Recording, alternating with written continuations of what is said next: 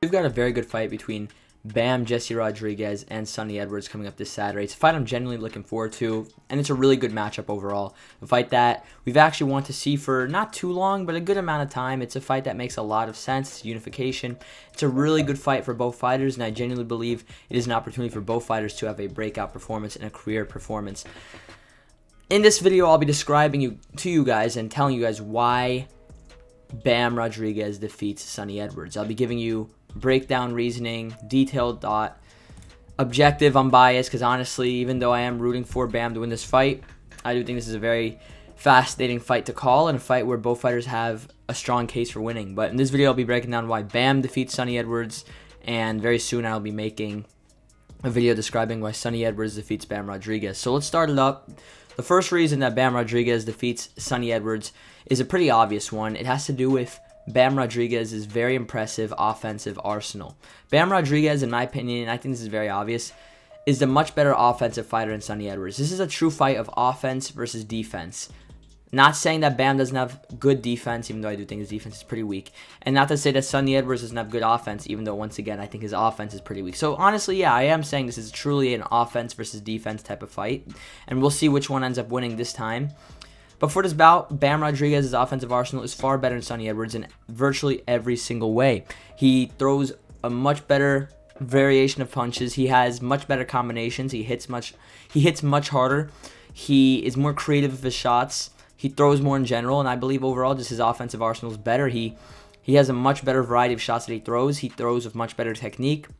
He's much more accurate. He's a better finisher.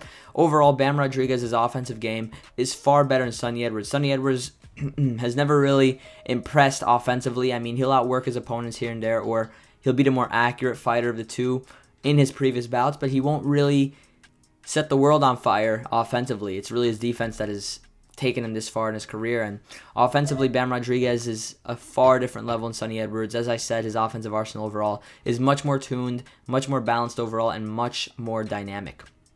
The next reason that Bam Rodriguez defeats Sunny Edwards has to do simply, and this does have a little bit of correlation with the first reason, but it is a separate thing. Sunny Edwards, feather-fisted overall as a fighter. Sunny Edwards is feather-fisted overall, man. He is a super light puncher, man. His power is virtually non-existent, guys. He's 20-0, 4 wins by KO. That's a 5% knockout ratio. Or is that sorry. Hold on, I got the number completely wrong. It's a 20% knockout ratio. I don't know where I got 5. I think I was completely confused. It's a 20% knockout ratio, which is extremely weak, even for the lower weight classes, such as this fight at 112. Even at 112, 20% knockout ratio is very poor, very weak. And Sunny Edwards simply does not have any world-level power. He has not stopped a world-level fighter in his career. The last time Sunny Edwards got a stoppage victory was back in April of 2019, and I know that doesn't sound too long ago, but then you start to think about it. It was 4.5 years ago, nearly 5 years ago, which is really crazy to think about how quick time goes by, right? But Sunny Edwards is not a puncher at all.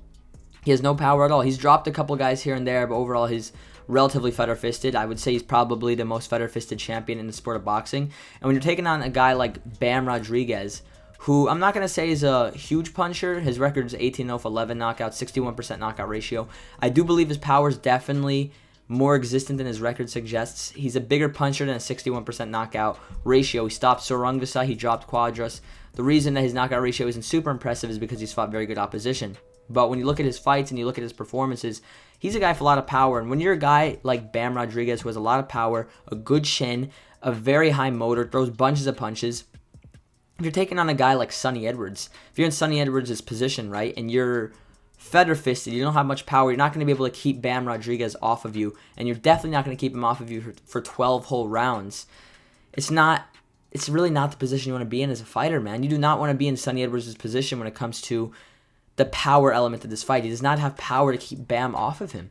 He's not going to be able to keep Bam off of him. Now, as I said, I don't know if I've actually said this in particular, but as I've basically indicated, Bam's biggest chance of losing, Sunny's biggest chance of winning is if Sunny can outbox Bam for a certain period of time, that by the time Bam figures Sunny out and starts to take over and dominate, it's too late and Sunny gets a competitive decision victory. That's honestly his best chance of victory. And the fact that he has to rely on a very good start and dominating the first half of the fight It's very not ideal for him at all. He has no power to keep Bam off of him, and Bam, I do believe, will get in the inside and really start to take advantage of that fact. The next reason that Bam Rodriguez defeats Sunny Edwards is his size. Now, there's only 1 inch height difference. There is a 7 inch reach difference, which honestly, I don't really know if that really benefits Bam as much as you would think.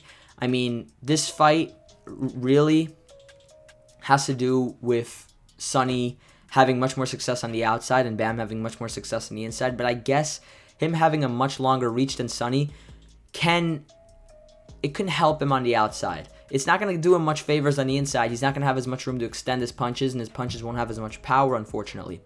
But on the outside, it will help him a lot, and it'll help him reach Sunny Edwards, because Sunny Edwards is very fast, quick feet. He's always on his bicycle. He's always a good amount of space away from you. If you have a long reach like Bam Rodriguez, it'll definitely help him a lot. He'll definitely be able to touch Sunny Edwards from far away, and due to that fact, I do think the reach isn't a terrible disadvantage for Bam like I initially thought, because he does want to keep this fight on the inside, and having a much longer reach than him won't help him. But overall, he is much bigger than Sunny, guys. I mean, Bam, he's only moved up at most to 115, right? And honestly, when you look at his career, he's fought at 108. Him fighting at 112 actually is more of a recent thing, but he was very solid at 115, man. He looked very good at 115. His best work was done at 115 easily. I mean, that's not even up for debate. He nearly won Fighter of the Year in 2022 with wins against Quadras, Rungvisai, Israel Gonzalez. I mean, he had a great year, and this year he's going to have a solid year, assuming he gets the Sunny Edwards win. I wouldn't say it was as impressive as 2022 since he fought 3 times that year, but assuming he gets the Sunny win, he's unifying. It's a great look for him overall. But he's much, as I said, he fought at 115, and he looked, I mean, he didn't look necessarily big against those guys, but he wasn't small against Rungvisai, and Rungvisai is a big 115-pounder. He did not look small against Rungvisai. His power translated, his chin translated, everything translated. Him going down to 112, he does have a natural size advantage over Sunny, and as I said, when you're the smaller guy and you don't have much power, Sunny Edwards is not in a great spot in his bout. The fourth reason has to do with opposition.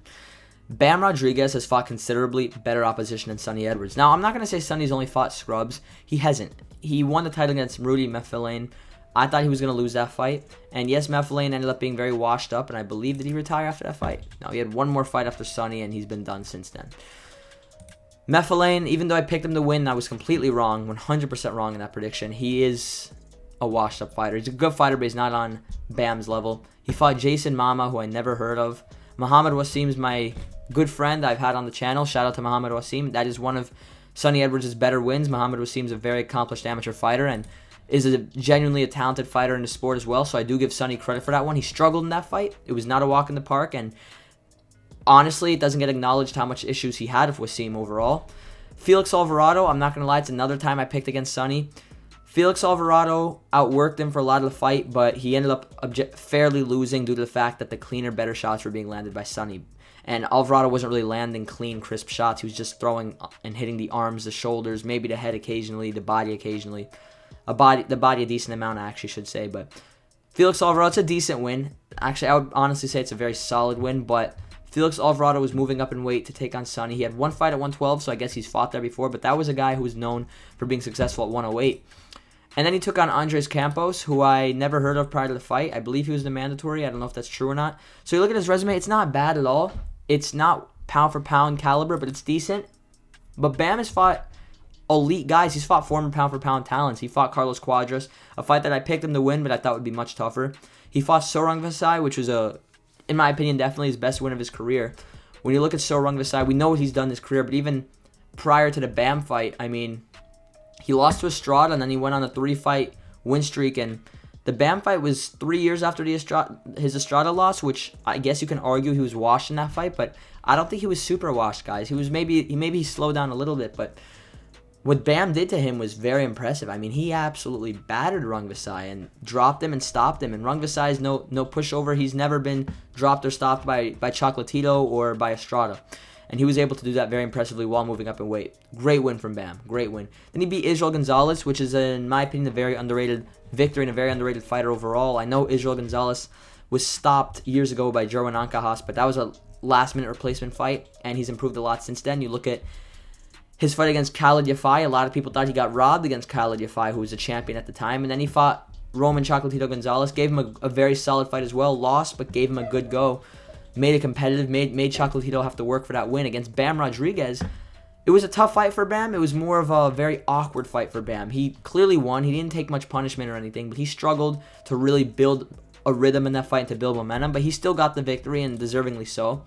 And his last fight against Christian Gonzalez Hernandez, I mean, nothing special. Not a garbage opponent. I think that win's probably eventually going to age well, but right now it's not looking anything too special. But, Rungvisai, Israel Gonzalez, and So Rungvisai, in my opinion, is higher than Marudi Mefalane and Felix Alvarado, guys. I mean, come on. So, resume-wise, he's fought better opponents, better opposition, and he's fought guys that will better prepare him. I mean, he hasn't really fought someone like Sonny, to be fair, but he's fought elite opposition. He's fought top-tier opponents, guys that many people thought would beat him. I don't know. I actually think I picked Quadras to beat him. I didn't pick Rungvisai, but I'm pretty sure I picked Quadras because he was moving up in weight.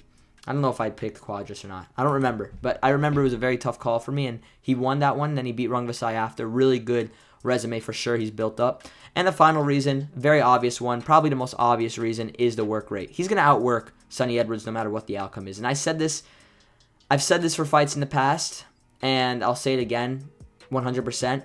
No matter what the outcome is, the fight I said this for was Benavidez-Andrade, and I ended up being right about that. I said no matter who wins between Benavidez-Andrade, and I did pick Benavidez to win that one. But I said even if Andrade does defeat David Benavidez, one thing I will assure you guys is that Benavidez will outwork him. He will have the better work rate when the fight is finished. And this is another fight where I can pretty much guarantee that. By the time this fight finishes, if Bam ends up getting outclassed and loses 12 rounds to 0, 120 to 108, I still promise you, I'm not going to promise you, I still assure you that he's still going to have ended up throwing more punches than Sonny Edwards. No matter what happens in this fight, he's going to end up throwing more punches than Sonny. If he gets outclassed, if he gets outboxed, even if he gets stopped somehow, which we know is impossible.